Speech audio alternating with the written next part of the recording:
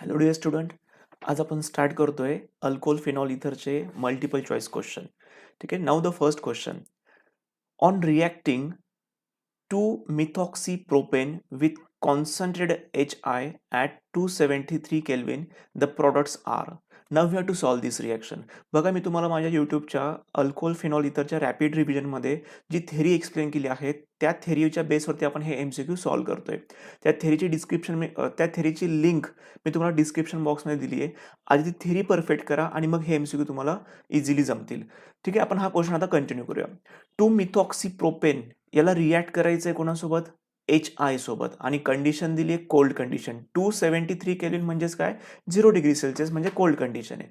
आता ही रिएक्शन आपण आधी सॉल्व्ह करूया. 2 methoxypropane, it is CH3. Now this is OCH3. बघा, carbon number 1, carbon number 2, carbon number 3. Carbon number 2 ला हा ग्रुप अटॅच झालाय म्हणजे मिथॉक्सी ग्रुप आहे, म्हणून या कंपाऊंडला आपण म्हणतोय 2 methoxypropane. Now this 2 methoxypropane is going to react with concentrated HI. इथे मी मेन्शन करतोय HI आणि कंडिशन आहे कोल्ड कंडिशन. लक्षात ठेवा, जेव्हा कोल्ड कंडिशनला रिॲक्शन होते त्यातला जो हायर अल्किल ग्रुप असतो त्याच्यापासून तुम्हाला मिळतं अल्कोहोल. म्हणजे ज्याला आता मी सर्कल केलंय त्या ग्रुपला तुम्हाला या हायड्रोजनला जोडायचंय. म्हणजे तुम्हाला पहिलं प्रोडक्ट मिळणार आहे, it is CH3 CH CH3, आणि या साईडला अल्कोहोलिक ग्रुप फॉर्म झाला. ठीक आहे. आणि जो लोअर अल्किल ग्रुप असणार आहे त्याला तुम्हाला जोडायचा आहे हॅलोजन. मग तुम्हाला कंपाऊंड कुठलं मिळणार आहे? There is a formation of CH3I. मग एक कंपाऊंड मिळाले तुम्हाला आयसोप्रोपिल अल्कोहोल आणि दुसरं कंपाऊंड मिळालं तुम्हाला it's a iodomethane or we can say methyl iodide. मग या केसमध्ये लक्षात ठेवा, जे हायर असतं, इथे मी लक्षात ठेवून घ्या, जे हायर अल्किल ग्रुप असतो तो तुम्हाला काय देणार आहे? अल्कोहोल देईल. आणि जो लोअर अल्किल ग्रुप असेल त्याच्यापासून तुम्हाला त्याचं करस्पॉन्डिंग हॅलाइड मिळणार आहे. खूप महत्त्वाची रिॲक्शन आहे, थेरीमध्ये मी तुम्हाला डिस्कस केलेलं आहे. आपण पुढचा MCQ बघूया. Now second MCQ. Sorbitol is a alcohol which is. बघा, अल्कोहोलचे वेगवेगळे टाइप्स असतात किंवा आपण त्याला कॅटेगराईज केलंय. त्याच्यामध्ये monohydric alcohol, dihydric alcohol, trihydric alcohol and polyhydric alcohol.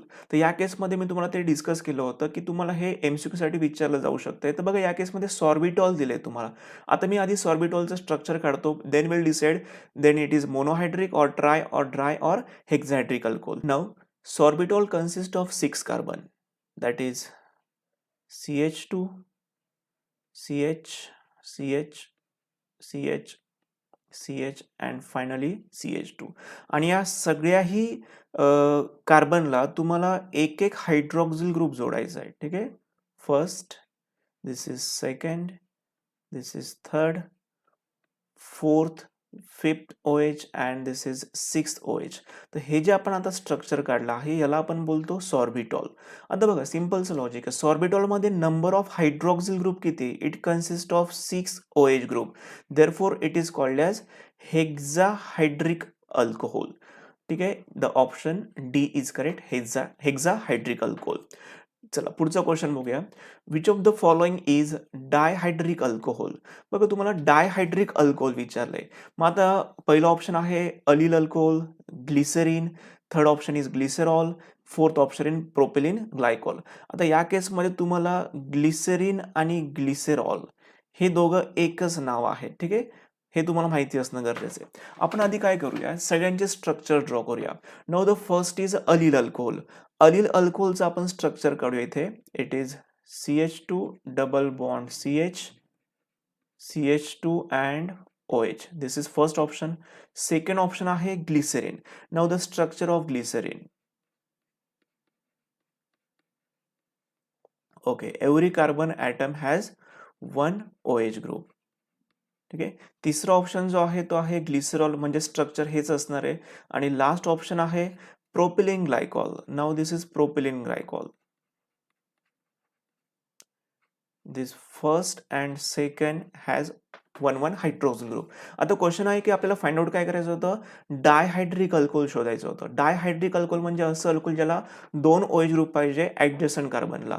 मग तिथे चेक करा की हे कंपाऊंड असं आहे ज्याच्यामध्ये 2 OH ग्रुप आहे ऍडजस्टंट कार्बनला. याचा अर्थ हे कुठलं अल्कोहोल झालं, it's a dihydric alcohol. Therefore option propylene glycol, that is D option is correct. Now next question, glycerine has. बघा आत्ताच मी मागच्याच एक क्वेश्चन मध्ये ग्लिसरीनचं स्ट्रक्चर काढलं होतं. ग्लिसरीनलाच आपण ग्लिसरॉल म्हणू शकतोय. The structure of glycerine. आता आपण आधी स्ट्रक्चर काढूया. This is CH3 CH CH3 sorry CH2 CH CH2 and every carbon has OH group. बघा हे स्ट्रक्चर आपण ड्रॉ केलंय कोणाचं आहे, इट्स अ ग्लिसरीन स्ट्रक्चर. आता त्यांनी क्वेश्चन ऑप्शन काय दिलेत बघा, glycerine has 3 primary hydroxyl group, 2 secondary and 1 primary hydroxyl group, 3 secondary hydroxyl group, 2 primary and 1 secondary hydroxyl group. एकदम सिंपलचा क्वेश्चन आहे. बघा आता या केसमध्ये तुम्हाला फक्त कार्बनचा टाईप ओळखता आला पाहिजे की जो इथे मी मेन्शन करतोय. नाव बघा आता हा जो कार्बन आहे या कार्बनला इतर एकच कार्बन अटॅच आहे, त्याच्या शेजारचा कार्बन. याचा अर्थ या कार्बनचा टाईप काय झाला, हा झाला प्रायमरी कार्बन. तसा हा जो मिडलचा कार्बन आहे याच्या शेजारी लेफ्टला आणि राईटला 2 कार्बन आहे, याचा अर्थ हा सेकंडरी कार्बन झाला. आणि हा जो शेवटचा कार्बन आहे तो कार्बन पुन्हा त्याच्या शेजारच्या एकाच कार्बनला अटॅच आहे, याचा अर्थ हा झाला सेकंडरी कार्बन. कार्बनचा टाईप ओळखता आला सगळ्यांना, फाईन. आता चेक करा की OH ग्रुप कुठल्या टाईपच्या कार्बनला अटॅच आहे. तर हा जो OH ग्रुप अटॅच आहे तो आहे प्रायमरी कार्बनला, याचा अर्थ हा झाला प्रायमरी हायड्रोक्सिल ग्रुप. तसंच हा जो मिडलचा आहे तो सेकंडरी कार्बनला अटॅच आहे, म्हणजे हा झाला सेकंडरी हायड्रोक्सिल ग्रुप. आणि हा जो तिसरा OH ग्रुप आहे तो आहे प्रायमरी कार्बनला अटॅच, म्हणजे हा झाला प्रायमरी हायड्रोक्सिल ग्रुप. मग चेक करा की ग्लिसरीनच्या स्ट्रक्चरमध्ये total number of primary carbon किती, प्रायमरी OH ग्रुप किती सापडले आपल्याला, 2 primary OH. Primary hydroxyl group is equal to 2 आणि सेकंडरी हायड्रोक्सिल ग्रुप किती सापडलेत, 1. मग प्रायमरी 2 आणि सेकंडरी 1 असा ऑप्शन आपल्याला शोधायचा आहे. प्रायमरी 2, कुठे गेला तो option, 2 primary and 1 secondary, that is option D is correct. Clear आहे सगळ्यांना. चला पुढचा MCQ बघूया. As the alkyl part goes on increasing in alcohol, the solubility of alcohol in water is. बघा सोल्युबिलिटी पॉईंटसाठी मी तुम्हाला एक्स्ट्रा काही इन्फॉर्मेशन देतोय. Solubility of alcohol in water, याच्यासाठी 2 महत्वाचे पॉईंट तुम्ही लक्षात ठेवा, ते मी इथे मेन्शन करतोय दोघंही पॉईंट. समजा जर नंबर ऑफ अल्किल ग्रुप वाढत असतील, इथे आपण मेन्शन करू as number of alkyl group increases then solubility decreases. तुम्ही हँडरायटिंग थोडंसं ऍडजस्ट करा, कारण ते आपण टॅबवरती मेन्शन करतोय, थोडंसं हँडरायटिंग खराब येते त्याच्यामध्ये. आणि दुसरा पॉईंट महत्वाचा, जर समजा आयसोमेरिक alcohol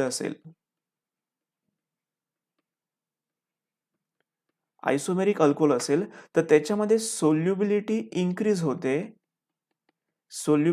increases with increase in branching. बघा खूप महत्वाचे पॉईंट आहे. MCQ आपण सॉल्व्ह करूयाच, पण या 2 पॉईंटचा अर्थ समजून घ्या.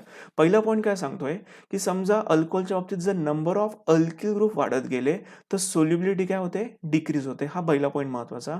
आणि दुसरा पॉईंट असा आहे की जर ते आयसोमेरिक अल्कोहोल असेल, तर आयसोमेरिक अल्कोहोल म्हणजे काय की त्यांचा मोलेक्युलर फॉर्म्युला तर सेम असणार आहे, पण त्याचं स्ट्रक्चरल अरेंजमेंट डिफरंट असणार आहे. अशा अल्कोहोलला आपण काय म्हणतो, आयसोमेरिक अल्कोहोल. म्हणजे आयसोमेरिक अल्कोहोल तुम्हाला असे 4 ऑप्शन दिले असतील, तर त्यात लक्षात ठेवा आयसोमेरिक अल्कोहोलच्या बाबतीत सोल्युबिलिटी वाढते जेव्हा ब्रांचिंग वाढणार. ब्रांचिंग वाढलं तर सोल्युबिलिटी वाढते. कोणासाठी, आयसोमेरिक अल्कोहोलसाठी. आणि जर अल्किल ग्रुप इन्क्रीज होत असतील तर सोल्युबिलिटी काय होणार आहे, डिक्रीज होणार आहे. हे तुम्हाला मी थेरी एक्सप्लेन केलं. आता आपण MCQ कडे जाऊया. As the alkyl part goes on increasing in alcohol, the solubility of alcohol in water is. बघा पॉईंट नंबर 1 काय सांगतोय, अल्किल ग्रुप वाढले तर सोल्युबिलिटी काय होते, डिक्रीज होते. That is option B is correct. Now next, which of the following alcohol is least soluble in water. तुम्हाला असं अल्कोहोल शोधायचं आहे की जो वॉटरमध्ये कमीत कमी डिझॉल्व्ह होईल किंवा कमीत कमी सोल्युबल असणार आहे. ठीक आहे. मग पहिलं ऑप्शन दिलं आपल्याला CH3OH, दुसरा दिला आहे बघ आता साधीशी गोष्ट आहे. तुम्ही ऑप्शन बघितला आन्सर देऊ शकताय. मी तुम्हाला मागच्या स्लाइडमध्ये बघा काय सांगितलं होतं. अल्किल ग्रुप वाढले तर सोल्युबिलिटी काय होते? कमी कमी होते. अल्किल ग्रुप वाढले तर सोल्युबिलिटी काय होते? कमी होते. मग या केसमध्ये बघा की इथे एकच कार्बन आहे, इथे 3 कार्बन आहे, इथे 6 कार्बन आहे, इथे 10 कार्बन आहे. आणि क्वेश्चन काय विचारला? Which of the following alcohol is least soluble. म्हणजे असा कुठला अल्कोहोल की जो कमीत कमी सोल्युबल असेल. मागच्या स्लाइडमध्ये तुम्ही चेक करा की अल्किल जास्त असेल तर सोल्युबिलिटी कमी, म्हणजे नंबर ऑफ कार्बन जास्त असेल तर सोल्युबिलिटी कमी होत जाते. मग चेक करा की या ऑप्शन डी मध्ये नंबर ऑफ कार्बन खूप जास्त आहे आणि नंबर ऑफ कार्बन जास्त असल्यामुळे त्याची सोल्युबिलिटी ऑब्व्हियसली कशी असणार आहे? कमी असणार आहे. Therefore option D is correct option. Next, in which of the following compound hydrogen bonding is maximum. बघा हायड्रोजन बॉन्डिंग हा इतका महत्त्वाचा टॉपिक आहे, त्याच्यावरती MCQ येण्याचे चान्सेस खूपच जास्त आहे MST CETला. Which of the following compound which of the following compound hydrogen bonding is maximum. पहिलं ऑप्शन दिलं आहे तुम्हाला ethyl chloride. First option is ethyl chloride. Second option is ethyl alcohol. Third option is ethyl amine and fourth option is diethyl ether. बघा 4 families तुम्हाला दिल्या आहेत. एक आहे अल्किल हॅलाइड, दुसरा आहे अल्कोहोल, तिसरं दिलंय अमाइन फॅमिली आणि फोर्थ ऑप्शन दिलाय इट्स अ इथर. आता तुम्हाला जनरली सगळ्यांना माहिती पाहिजे की बघा हायड्रोजन बॉन्डिंग डिसाईड करायची आहे तर त्यांच्यामधल्या ॲटमची तुम्हाला माहिती पाहिजे इलेक्ट्रोनिगेटिव्हिटी. आता एक जनरल पॉइंट मी तुम्हाला ते सांगून ठेवतोय, तो तुम्ही हवे तर नोट करून घ्या, की आपण जर इलेक्ट्रोनिगेटिव्हिटी बघितली पूर्ण पिरियड टेबलमध्ये, तर काही एलिमेंटची इलेक्ट्रोनिगेटिव्ह तुम्हाला माहिती असणं गरजेचं आहे. मग त्या केसमध्ये fluorine is more electronegative than oxygen, than chlorine, then nitrogen, then bromine, then iodine, then sulphur, then carbon, then hydrogen. ठीक आहे, आपल्याला हायड्रोजनपर्यंत जायची गरज नाही. पण ॲटलीस्ट ते पहिले 4-5 जण आहेत त्यांची तुम्हाला इलेक्ट्रोनिगेटिव्हिटी माहिती असणं गरजेचं आहे. मग बघा ज्याची जास्त इलेक्ट्रोनिगेटिव्हिटी असेल तेवढं तो जास्तीत जास्त तुम्हाला हायड्रोजन बॉन्डिंग दाखवणार आहे. मग आता आपल्या ऑप्शनमध्ये एक आहे हॅलाइड्स की जो आहे क्लोरीन. त्याच्यानंतर आहे ऑक्सिजन आहे म्हणजे अल्कोहोलमधला ऑक्सिजन आहे आणि त्याच्यानंतर आहे अमाइन म्हणजे नायट्रोजन फॅमिली. तर आपण जर बघितलं की आपल्याकडे असलेले ऑप्शन, पहिला ऑप्शन आहे अल्किल हॅलाइड, दुसरा ऑप्शन आहे अल्कोहोल, तिसरा ऑप्शन आहे अमाइन आणि चौथा आहे इथर. तर या केसमध्ये आपण आधी इथर बद्दल डिस्कस करून घ्या. इथर हा खूप स्लाइटली पोलर आहे किंवा आपण ऑलमोस्ट त्याला नॉन पोलर म्हणू शकतोय, पण थोड्याफार प्रमाणात त्याला पोलॅरिटी असते. तर या केसमध्ये खूप कमी पोलॅरिटी. पण तसं OHच्या बाबतीत जर बघितलं तुम्ही चेक करा की आपल्याकडे ऑक्सिजन आहे. ऑप्शन बी मधून कोण आहे? ऑक्सिजन. त्याच्यानंतर ऑप्शन ए मध्ये आहे क्लोरीन आणि ऑप्शन सी मध्ये आहे नायट्रोजन. तर यांच्यामध्ये आपल्याला कंपॅरिझन करायचे की कोण जास्त इलेक्ट्रोनिगेटिव्ह आहे. तर आपण बघा हा सिक्वेन्स तुम्ही लक्षात ठेवा. तुम्हाला सिक्वेन्शियली दिसतंय की oxygen is more electronegative, then chlorine is more electronegative and then nitrogen. म्हणजे असंच कंपाऊंड ज्याच्यामध्ये ऑक्सिजन आहे आता त्या कंपाऊंडमध्ये हायड्रोजन बॉन्डिंग मॅक्झिमम असणार आहे. म्हणजे आपण असं सांगू शकतोय this C2H5OH has more hydrogen bonding as compare to the compound consist of chlorine as compare to the compound consist of nitrogen. म्हणजे ऑप्शन असणार आहे आपल्याला बी करेक्ट. लक्षात ठेवा तुम्हाला हा सिक्वेन्स माहिती पाहिजे. जितका इलेक्ट्रोनिगेटिव्ह ॲटम असेल तेवढं हायड्रोजन बॉन्डिंग जास्त असणार आहे. आता तुम्ही म्हणाल की मग इथरमध्ये पण ऑक्सिजन आहे, तर लक्षात घ्या इथर हा नॉन पोलर आहे किंवा अगदी स्लाइटली पोलॅरिटी त्याच्यामध्ये असते. इंटरमोलिक्युलर हायड्रोजन बॉन्डिंग हा इथर फॉर्म करत नाही, पण इंटरमोलिक्युलर हायड्रोजन बॉन्डिंग फॉर्म होतं जेव्हा त्याला आपण वॉटरमध्ये ॲड करतो. तर या केसमध्ये आपण सध्या वॉटरमध्ये ॲड केलेलं नाहीये. Next MCQ. The correct order of increasing boiling point is. बघा तुम्हाला काही ऑप्शन्स दिलेत, आपण आधी यांचे स्ट्रक्चर ड्रॉ करूया आणि मग ठरवूया की कोणाचा बॉइलिंग पॉईंट जास्त असेल. पहिला ऑप्शन आहे की ज्यात कंपाऊंडची नावं तुम्हाला दिले n butane, n butanol, n butyl chloride आणि आयसो ब्युटेन. तर बघा या केसमध्ये तुम्ही आधी स्ट्रक्चर आपण ड्रॉ करून घ्या. ऑप्शन ए आहे N butane, that is CH3 CH2 CH2 and CH3. This is N-butane. Then आहे N-butanol. CH3, CH2, CH2, CH2 and OH. नंतर आहे N-butyl chloride.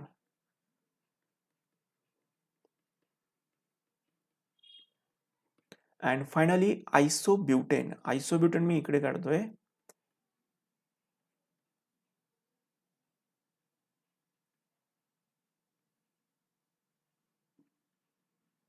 Okay, this is isobutane. बघा एकदम सिंपल पॉईंट आहे की तुम्हाला डिसाईड काय करायचं आहे, the correct order of increasing boiling point. एक सिंपल पॉईंट लक्षात ठेवा, इथे मी मेन्शन करतोय. काय आहे point? Alcohol have high boiling point as compare to alkane, alkyl halide, aldehyde, ketone. बघा आपण यांचं जर बॉइलिंग पॉईंट कम्पेअर केला तर अल्कोहोलचा बॉइलिंग पॉईंट हा जास्त असतो. आता अल्कोहोलचा बॉइलिंग पॉईंट जास्त का असतो? कारण अल्कोहोलमध्ये जो OH ग्रुप आहे तो असतो पोलर. अल्कोहोलमधला जो OH ग्रुप असतो तो पोलर असतो, म्हणजे oxygen delta negative, hydrogen delta positive. आता ही पोलॅरिटी असल्यामुळे हायड्रोजन बॉन्डिंग फॉर्म होतं आणि जितकं हायड्रोजन बॉन्डिंग फॉर्म होईल तेवढं आपल्याला ते बॉन्ड ब्रेक करायला एनर्जी जास्त लागणार आहे. मग याचा अर्थ काय की ज्या कंपाऊंडमध्ये हायड्रोजन बॉन्डिंग तयार होतं त्या कंपाऊंडचा बॉइलिंग पॉईंट जास्त असतो. म्हणजे आपण हे तर कन्फर्म करू शकतोय की आपल्याला दिलेला ऑप्शन ABCD मध्ये ज्याच्यामध्ये अल्कोहोल असेल त्याचा बॉइलिंग पॉईंट कन्फर्म जास्त. मग आता बघा इथे पहिला ऑप्शन आपल्याला ऑप्शन ABCD मध्ये बघतोय आपण की N-ब्युटॅनॉल, N-ब्युटॅनॉल, N-ब्युटॅनॉल.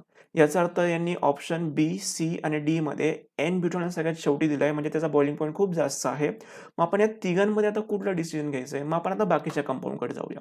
मग हा साधा अल्केन आहे, त्याच्यानंतर हा अल्किल हॅलाइड आहे आणि शेवटचा पुन्हा अल्केन आहे. मग आता बघा आपण या दोन अल्केनला आधी या दोन अल्केनचा प्रॉब्लेम सॉल्व्ह करूया. आधी बघा या कंपाऊंडमध्ये कोण प्रेझेंट आहे? Halogen, chlorine. जर क्लोरीन असेल तर त्याचा बॉइलिंग पॉईंट लगेच वाढणार आहे, कारण क्लोरीन हा थोडासा इलेक्ट्रोनिगेटिव्ह असतो. म्हणजे आपण एवढं म्हणू शकतोय की अल्कोहोलचा बॉइलिंग पॉईंट जास्त असेल आणि मग त्याच्यानंतर अल्किल हॅलाइडचा असणार आहे. मग त्याच्यानंतर यांच्या पाठीमागे येणार आहे अल्केन. पण आता क्वेश्चन असा आहे की आपल्याकडे दोन दोन अल्केन आलेत. त्यातलं पहिलं जे अल्केन आपण बघितलं, ज्याला आता मी बॉक्स करतोय, तो अल्केन अगदी स्ट्रेट आहे आणि जो दुसरा शेवटचा अल्केन आहे त्याच्यामध्ये ब्रांचिंग झालंय. तर बघा जितका स्ट्रेट असेल, जितका तो नॉर्मल असेल तेवढा बॉइलिंग पॉईंट जास्त असतो आणि जर ब्रांचिंग वाढलं तर बॉइलिंग पॉईंट कमी होतो.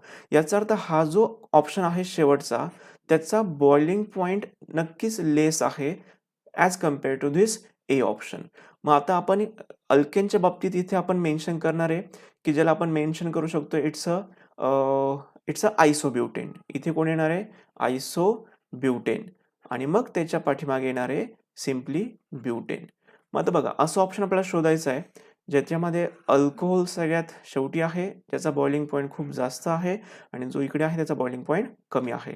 मग असं ऑप्शन आपल्याला मिळतो आहे. That is option B is correct. Now next MCQ. The boiling point of alcohol is more than that of ether of corresponding molecular weight. आत्ताच आपण डिस्कस केलं होतं. आता हे अल्कोहोल आणि इथर हे यांचं मोलेक्युलर वेट सेम आहे. जेव्हा अल्कोहोलचा बॉइलिंग पॉईंटला आपण कम्पेअर करतोय इथर सोबत, तर एकदम सिंपल महत्वाचा पॉईंट की अल्कोहोलच्या बाबतीत पोलॅरिटी क्रिएट होते. ऑक्सिजन निगेटिव्ह आहे, हायड्रोजन पॉझिटिव्ह आहे. या पोलर नेचरमुळे हा अल्कोहोल काय करतो? हायड्रोजन बॉन्डिंग फॉर्म करतो आणि जिथे हायड्रोजन बॉन्डिंग फॉर्म होतं we required more energy for the breaking of bond. मग एनर्जी जास्त लागते म्हणजेच बॉइलिंग पॉईंट कसं असणार आहे? जास्त असणार आहे. मग आपण हायड्रोजन बॉन्डिंगचा पॉईंट का शोधणार आहे? बघा पहिला पॉईंट काय दिला? Hydrogen bonding exist between alcohol. That is option A is correct. Now, in isomeric alcohol, correct order of boiling point is. बघा आयसोमेरिक अल्कोहोल घ्यायचं आहे आपल्याला, मग त्यांनी ऑप्शन दिले. आता बघा मी तुम्हाला हे विथ एक्झाम्पल एक्सप्लेन करतो. समजा मी एखादं आयसोमेरिक अल्कोहोल घेतलं, जस्ट एक example CH3, CH2, CH2, CH2, OH. याचं मी आयसोमर बनवतोय दुसरं example CH3 CHOH CH2 CH3. याचा अजून एक आयसोमर आपण बनवूया.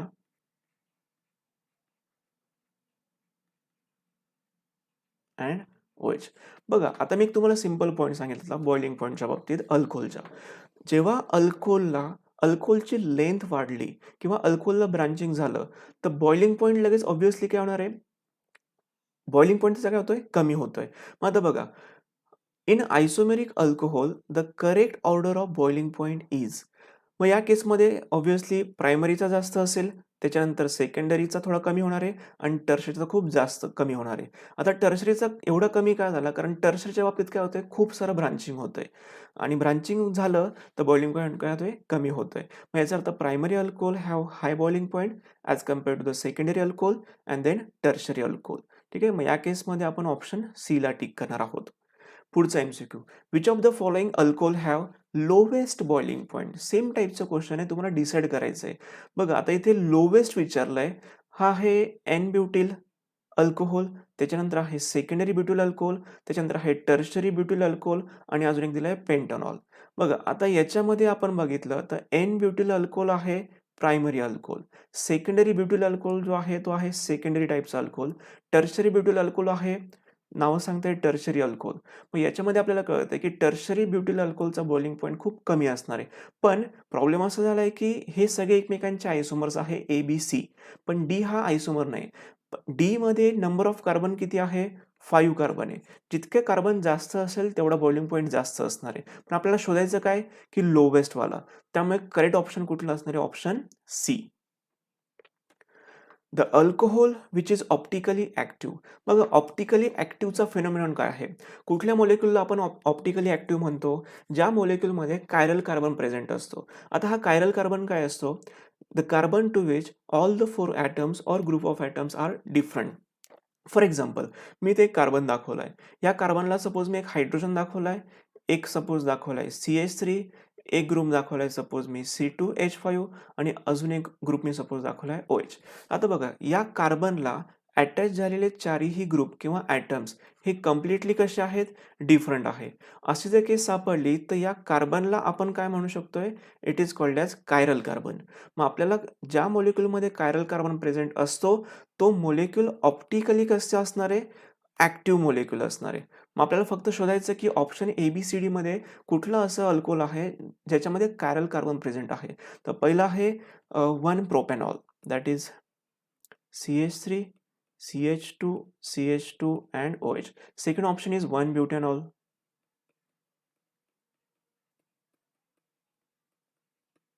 Third option is 1 pentanol. 1 minute.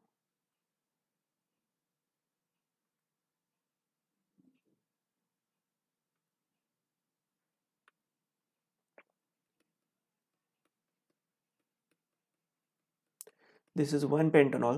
And what is last option? It's a 2 pentanol. That is CH3, CH2, CH2, CH. Now here OH 1 2 3 4 5 finally CH3. बघा हे 4 ऑप्शन आपल्याला दिलेत. त्यातला शोधायचं की कुठला मॉलिक्युल ऑप्टिकली ॲक्टिव्ह असणार आहे. ऑप्टिकल ॲक्टिव्हिटी कंडिशन काय? Chiral carbon. तर आपण बघा इथे हा जो कार्बन प्रेझेंट आहे या कार्बनला 4 जे ग्रुप अटॅच आहे ते सगळेच्या सगळे डिफरंट आहे. सपोज मी जो हा हायड्रोजन आहे तो सपोज मी आता साईडला असं मेन्शन करतो त्याला हायड्रोजन. त्याला मी साईडला असं मेन्शन करतोय. Okay, this is hydrogen. आता तुम्ही चेक करा. This is first atom, this is second group, this is third group and this is totally fourth group. हे सगळेच्या सगळे डिफरंट आहेत. याचा अर्थ हा जो कार्बन आहे हा कुठला कार्बन आहे? Chiral carbon. कायरल कार्बन दाखवताना आपण सिम्बॉल यूज करतो ॲस्टेरिस्क. ठीक आहे. आता कायरल कार्बन असल्यामुळे हा मॉलिक्यूल कसा असणार आहे? Optically active. Therefore option D is correct. चला पुढचं ऑप्शन बघूया. The IUPAC name of picric acid is. Picric acid simple molecule आहे. पिक्रिक ॲसिडचं IUPAC नेम विचारलंय. मग आधी आपण पिक्रिक ॲसिडचं स्ट्रक्चर काढूया. ठीक आहे. पिक्रिक ॲसिड म्हटलं तर तुम्हाला सगळ्यात पहिल्यांदा आधी फिनॉल काढायचा आहे. फिनॉल काढल्यानंतर तुम्हाला त्याच्या बघा carbon number 1, carbon number 2, 3, 4, 5 and 6.